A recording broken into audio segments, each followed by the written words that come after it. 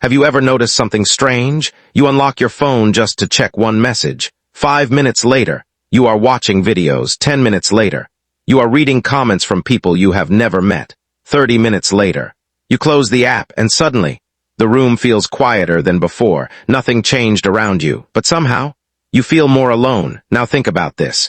Never in human history have we been able to talk to so many people so easily. One click, and someone from the other side of the world can reply to you. We have followers, friends, group chats, notifications every minute. But there is one question that nobody seems to ask if we are more connected than ever. Why is loneliness becoming one of the biggest psychological problems in the world? This is not just a feeling. This is not weakness. And this is definitely not your imagination. Your brain is reacting exactly the way it was designed to react. In today's video, we are going deep inside the human mind. We will discover why social media can make us feel empty, why the brain cannot be fooled by digital attention, and why some of the greatest thinkers in history believed that loneliness is much deeper than simply being alone. By the end of this journey, you may never look at your phone the same way again. Let's begin.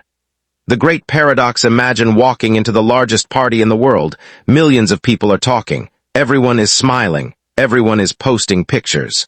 Everyone seems happy, but nobody is really looking at each other. That is what modern life often feels like. Technology promised to connect humanity. In many ways, it did.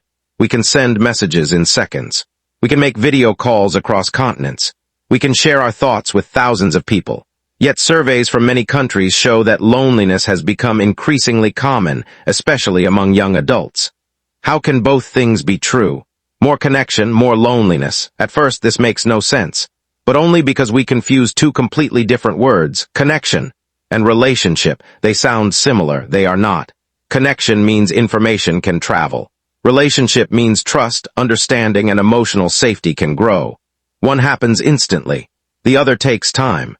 Your phone can create a connection in 1 second, but it cannot automatically create a meaningful relationship. And your brain knows the difference. Why the brain hates loneliness. To understand loneliness, we have to travel back thousands of years. Imagine you are living in a small tribe. No cities, no internet, no supermarkets, no hospitals. Your survival depends on the people around you. If the tribe leaves you behind, you probably do not survive.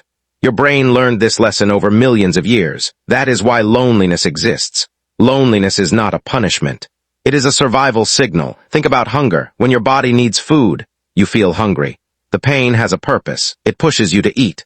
Loneliness works in a very similar way. When your brain needs real human connection, it creates emotional discomfort. That uncomfortable feeling is a message. It says, you need people you can truly trust. Notice something important. The message is not, you need more followers. The message is not, you need more likes. The message is, you need real connection. That difference changes everything. Many people say, my heart was broken. It sounds poetic, but neuroscience tells us something surprising. Emotional rejection activates some of the same brain systems involved in physical pain. In other words, being ignored, being excluded, or feeling invisible can genuinely hurt. Your brain treats social connection as something deeply important because for most of human history, it was the difference between life and death. Today, our world has changed much faster than our biology. Our phones became smart, but our brains are still ancient, and that ancient brain keeps asking one simple question. Who is truly here for me? Not, who viewed my story? Not, who liked my photo? But, who would stay if everything disappeared tomorrow? That is the question your brain has always cared about. Your brain has always cared about one thing.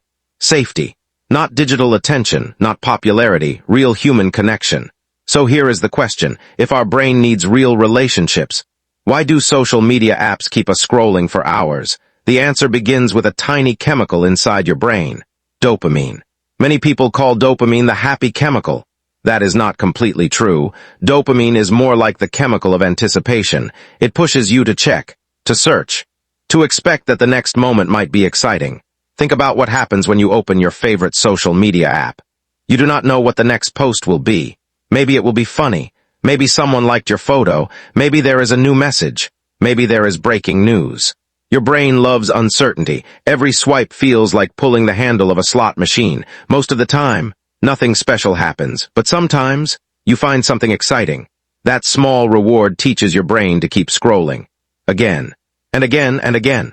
Hours pass without you noticing, but something important is happening. Your attention is busy. Your emotions are busy, yet your deeper emotional needs remain untouched. Imagine a hungry person looking at pictures of delicious food. The pictures are beautiful. They make the person want food even more. But they cannot remove hunger. Social media often works in a similar way. It gives your brain the picture of connection, without always giving it the feeling of being truly understood. That is why many people feel strangely empty after spending hours online, not because they saw too many people, but because they never truly connected with anyone. Then another invisible process begins: comparison.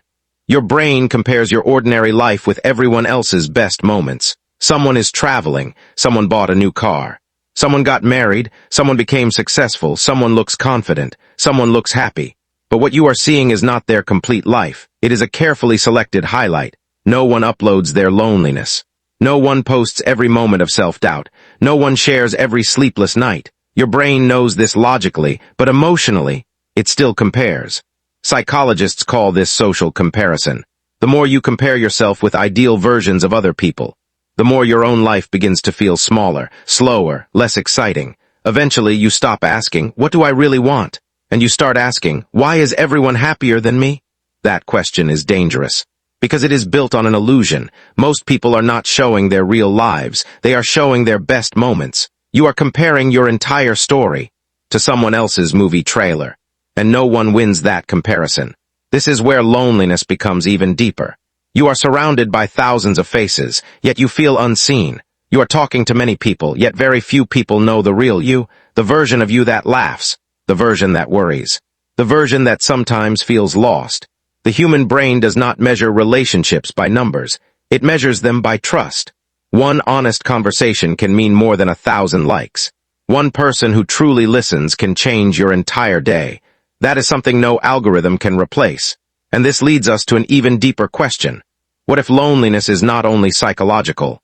What if it is also part of being human? What if the feeling we are trying so hard to escape has been with humanity for centuries? To answer that question, we have to leave psychology for a moment and step into the world of philosophy.